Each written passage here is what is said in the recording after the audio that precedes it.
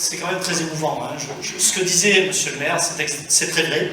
C'est-à-dire, je ne vois ce soir, et je n'ai embrassé chacun d'entre vous, et j'ai embrassé chacun d'entre vous, je ne vois que des gens sincères, avec qui j'ai noué une relation approfondie, rapide, mais en tout cas, je mesure votre affection et j'y suis extrêmement sensible, et je vais vous le dire.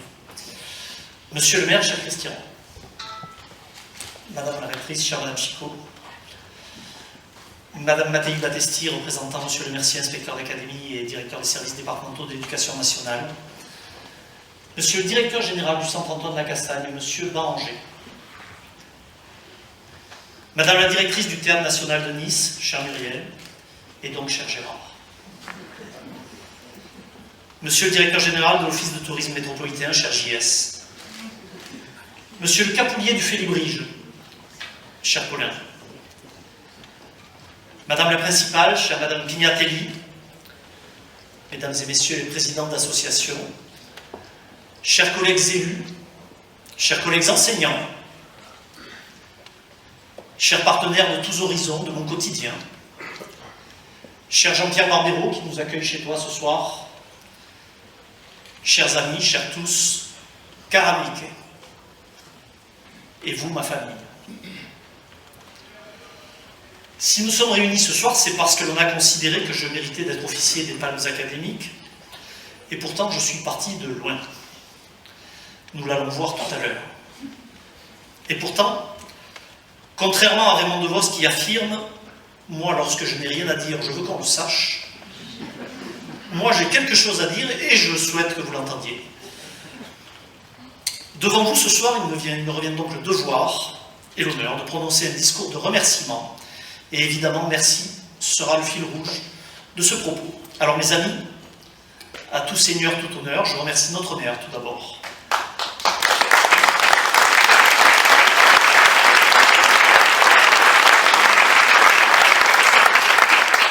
Tu évoquais tout à l'heure décembre 2013, mais je me souviens moi aussi d'une conversation que nous avons eue en septembre 2013. À l'époque, nous nous connaissions parce que tu venais voir nos pièces de théâtre, du théâtre niçois de Francis Gag. Et puis, un jour, nous avons une réunion et une discussion un peu plus approfondie, et à l'issue de laquelle tu m'as donc proposé de t'accompagner dans ton prochain mandat de maire. Et depuis, tu me renouvelles régulièrement ta confiance, et tu me permets d'agir dans les domaines que tu m'as délégués, tu l'as dit, le patrimoine, le livre, les loisirs, l'éducation, la culture à l'école, les archives, l'archéologie, l'identité niçoise, tout ce que j'aime et tout ce que je suis. En effet, il s'agit là d'un prolongement naturel de ce pourquoi je suis engagé de longue date à titre professionnel, associatif et personnel. Pour cette raison, j'ai exercé ces mandats, tu le disais, en conservant mon métier d'enseignant de français et de langue régionale, ainsi que mes activités associatives. Alors on m'a honoré en 2013 en me nommant chevalier des Palmes académiques en tant qu'enseignant, en tant qu'auteur de pièces de théâtre. On m'honore aussi pour cela, ce soir, bien sûr, parce que je suis demeuré enseignant, mais aussi j'en suis convaincu, parce que, à tes côtés, dans le cadre de mes fonctions, j'œuvre à transmettre notre culture et notre identité niçoise et française. J'agis pour nos élèves, pour les niçoises et pour les niçois, jeunes et moins jeunes. Je te remercie donc, Christian, pour la chance que tu m'as offerte il y a 10 ans, de démarrer en parallèle une nouvelle vie, constructive, dense et passionnante. Alors, puisque nous sommes entre nous, il faut quand même que je te dise que Claire n'était pas du tout, mais pas du tout favorable à ce que je m'embarque à tes côtés, parce qu'elle était très inquiète. Tu étais inquiète? Oui. Très inquiète. Bien. Très inquiète de me voir, moi, si fragile et si innocent. Non, je vous remercie de ne pas m'offenser. Me débattre dans ce monde dépeint comme cruel et sans merci. Alors elle est rapidement revenue sur ses préjugés, puisque nous savons tous que la vie politique est en réalité paisible, sans heurts, pavée de bonnes intentions, comme l'enfer d'ailleurs. Et j'en suis le témoin enthousiaste, Dieu merci. Alors Alors quand je dis Dieu merci, Christian, je t'appelle pas Dieu. Non, pas du tout. Loin de moi cette idée. Enfin, ce soir, je vais aussi remercier mes aïeux, grâce à qui je suis là et tel que je suis. Rendre hommage à leur parcours, une vie de courage, de labeur, d'amour et d'intelligence.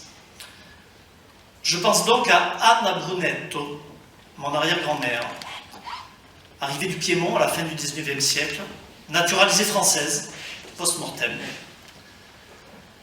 Elle fut femme de chambre, et elle faisait la lecture à Madame de Maupassant, Laure de Maupassant, la mère de Guy. Je pense à Francesco Gagliolo, son mari, venu avec son baluchon de Ligurie, vendant sa force de travail à la journée, créant plus tard à Nice une teinturerie, justement dénommée par l'italien qu'il était, les Dames Françaises. Leur fils François serait teinturier lui-même et on le connaîtrait plus tard comme Francis Gag. Robert, tu connais bien la teinturerie, toi aussi. Francis Gag, mon grand-père, était affectueux. Il m'appelait mon ratonnet. Je vous prie d'oublier ça dès ce soir. Un homme fourmillant de projets, charismatique et charitable, qui m'emmenait avec lui lorsqu'il allait enregistrer ses émissions de radio à Monte-Carlo, dans sa 4L. Cette 4L que nombre d'amis lui avaient offerte pour ses 70 ans, avec un gros ruban sur le toit. J'avais 7 ans, je m'en rappelle. Je pense aussi à Mariana Violetta, mon arrière-grand-mère, venue d'Ivrea, au-dessus de Turin. Elle était devenue bugadière, c'est-à-dire qu'elle lavait dans le lit du paillon le linge qu'elle transportait sur une charrette à bras. Tout le monde l'appelait Madame Adjan. Adjan, c'était son mari, Gian Pietro Paoli. Alors, ce que transmet la légende familiale à son égard est peu flatteur. Il serait tombé par la fenêtre un soir très arrosé. Mariana et Gian ont eu une petite Pierrine, ma grand-mère, qui épousera Francis. Le jeudi, elle m'emmenait au marché à la Libé. Et elle m'amenait même au cinéma de temps en temps. J'ai vu avec elle Le Livre de la Jungle, dans un cinéma sur l'Avenue. Bon, je pense que tout le monde sait que quand je parle de l'Avenue, je parle de l'Avenue Jean Médecin. Oui. Je revois aussi mes mains dans la farine quand elle m'apprenait à faire les gnocchis. C'était un cordon bleu. Sans jamais la moindre recette, elle vous préparait un festin de roi. Et il valait mieux, compte tenu du nombre de personnes que mon grand-père Francis invitait tous les jours à déjeuner au 22 de la rue Pertinax, que certains connaissent. Katia, tu t'en rappelles. Je pense à mon arrière-grand-mère, Maria de la Merced Mateos, et à Juan Pedro Bautista, mon arrière-grand-père, tous deux andalous, devenus veufs très tôt. Juan Pedro envoyait leur fille, ma grand-mère Anita, travailler à Nice auprès d'un couple de pharmaciens. À 9 ans, elle faisait des ménages. Une femme dure au mal et courageuse. J'ai passé beaucoup de temps avec elle. Elle savait à peine écrire, mais elle lisait beaucoup, énormément. Des livres qu'elle empruntait à la bouquinerie du boulevard Rissot, chez Madame Chapuis. C'était près de Niceco. Vous connaissiez tous Niceco. J'y ai lu souvent, enfant, et beaucoup. Je pense à Fortuna Talitetta, mon arrière-grand-mère, née en Calabre, celle-là. Une imposante matrone vêtue de noir et de gris, qui faisait du canage et du rempaillage de chaises. Ruelle Saint-François. Lorsqu'elle cuisinait des raviolis, vous n'en aviez qu'un seul dans l'assiette. Il était énorme. Annie, c'est vrai, non? C'est vrai. Il était énorme. Son mari, Corrado Fantozzi, qui lui était électricien, il était employé au tramway. Et je me souviens de lui comme d'un homme élégant, toujours en costume noir, avec un chapeau en feutre. Et leur petit Florian, mon grand-père, fera le séminaire. Mais il abandonnera la carrière cléricale pour une autre plus conforme à son tempérament. Il sera footballeur à l'OGC Nice, boxeur, aide-soignant, peintre en bâtiment. Beau gosse, grand joueur de cartes, gros fumeur. bambocheur, profitant de la vie par tous les bouts. Il rencontre Anita au cours d'un ballet en vieille ville et il l'épouse. Elle a alors 18 ans. Pépé Flo ne mettait en tout lieu et en toutes circonstances que des salopettes et des méduses. Les méduses, ce sont... Robert connaît, il en met souvent. Pas ce soir. Ce sont ces sandales en plastique, vous savez, absolument immondes. Et il ne circulait qu'en mobilette pour aller pêcher à Villefranche ou à Saint-Jean. Sauf que, souvent, il se laissait retenir par ses compagnons de jeu chez René Soca. Oui, tu connais Pierre-Paul. Il rentrait à la maison, après son après-midi, avec beaucoup de jeux, entre autres. Il rentrait à la maison avec du poisson acheté à Micheline, sur la place Saint-François, vantant auprès d'Anit à la pêche du jour, et croyant naïvement qu'elle ne s'apercevrait de rien. Un épicurien, chaleureux et cultivé, qui me glissait la pièce discrètement. Nous, Christian, nous sommes des enfants de l'immigration de travail. Mes arrière-grands-parents ont travaillé beaucoup. Ils ont adopté les us et coutumes de leur terre d'accueil, et en une génération, ils se sont pleinement intégrés. Ils sont devenus français, transmettant à leurs enfants les valeurs du travail et de la République, leur donnant des prénoms français. Et alors, mes grands-parents ne se sont jamais interrogés. Ils étaient français. Et grâce à l'école, ils lisaient, ils écrivaient, ils parlaient français. Cette langue qu'ils respectaient tant et dont ils ont su nous transmettre le goût. Ils parlaient niçois aussi, ce qui contribua grandement à l'intégration de la famille entière. Lenga d'intégration, ma lenga do quarta, Cadur a Maillon, des fois à Miami, parla à la Nissarte. Et pour ce qui est de la langue italienne, elle résonne tellement à moi que je l'ai acquise par moi-même. Et de génération en génération, ainsi, se sont transmis le respect, la droiture et le discernement, l'amour de Nice, de la France et de la République. Mes amis, le médaillé de la République de ce soir est donc le fruit de ces hommes et femmes admirables venus d'ailleurs, qui se sont rencontrés, se sont aimés, ont avancé, ont construit ensemble. À Nice, je suis donc niçois et français, mais aussi calabré, ligure, piémontais, andalou et toscan. Je vais aussi remercier cette vie jalonnée de rencontres. Rencontres avec nos enseignants tout d'abord. Nous gardons tous dans nos cœurs certains d'entre eux. Pour ma part, je me souviens à l'école Saint-Charles de M. Tordeau en CE1, sévère, M. Tordeau, qui nous faisait cours dans un préfabriqué qu'on chauffait avec un poêle à bois. Je me souviens aussi de l'immense M. Vallon-Blanqueur en CM1 à l'école des Orangers. Je me souviens au collège Jean Giono ensuite de M. Palanca qui enseignait en blouse blanche, très austère, et qui nous comptait 4 points par faute. Ah oui, vous pouvez, Madame Mattei Batessi, Madame la directrice, ce serait peut-être difficile aujourd'hui. En tout cas, moi, je ne peux pas.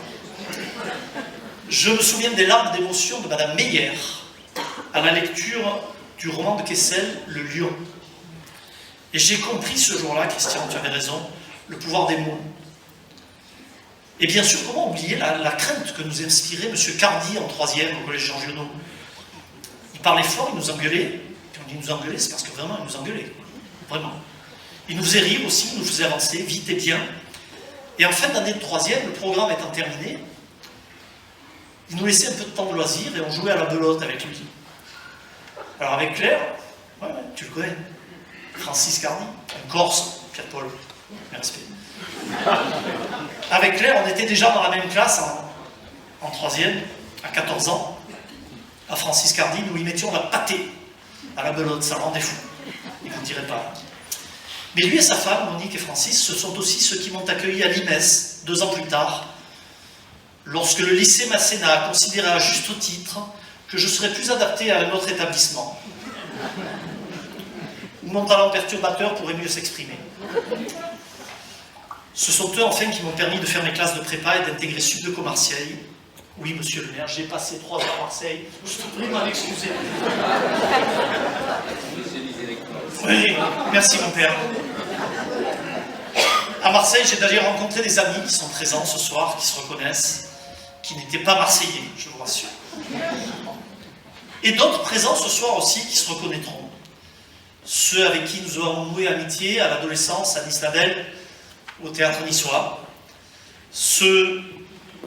Celui avec qui nous montions à Mobilette, à Peyracaves, à l'ami du lycée, à Peyracaves pour faire des photos en noir et blanc. Et puis vous, les amis de l'âge adulte, qui êtes là aussi, l'ami Ronchon, et ceux avec qui chaque jour nous nous efforçons d'œuvrer pour le bien commun. Celles qui m'ont subi ou me subissent depuis 10 ans, tous les jours en mairie. Les amis des montagnes, les amis d'amis qui deviennent des amis, l'ami de la discussion qui dure depuis des années, les amis des échanges nocturnes quasi philosophiques, l'ami qui cultive l'ombre. Vous tous m'avez enrichi et m'enrichissez de savoir, d'affection, de complicité, de confiance, et par l'exemple aussi. Alors parmi les rencontres, une fut essentielle et déterminante. Il n'est pas un ami, mais j'éprouve une gratitude infinie pour le professeur Baranger. Cet homme éminent qui fait rayonner notre centre régional de lutte contre le cancer, qui sauve la vie de nos femmes. Le 31 décembre 2021, il a entendu ma détresse et il a sauvé Claire. In extremis. Merci.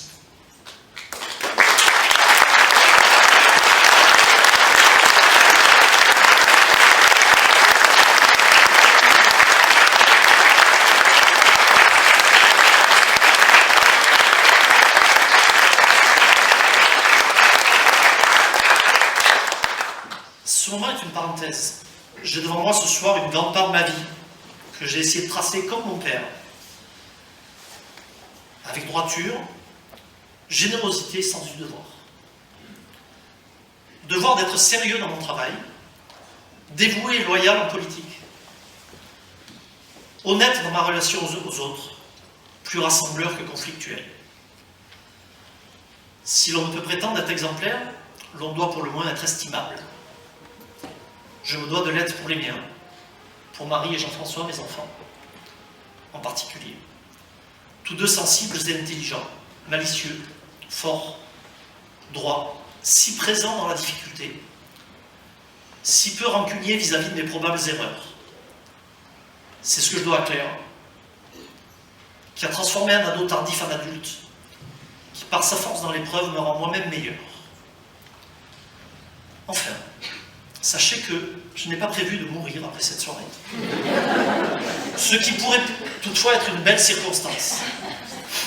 Mais si je vous lis en conclusion une phrase du testament de Francesco, mon arrière-grand-père, c'est parce que j'aimerais qu'un moment sera venu, comme lui, pouvoir dire ceci. Mourir mi fa pas au cœur, mais on va me l'a mis aux figures. Senza un remorse, senza un regret. Mourir ne me fait pas peur. Je m'en vais avec ma figure, sans un remords, sans un regret. Je vous embrasse très fort.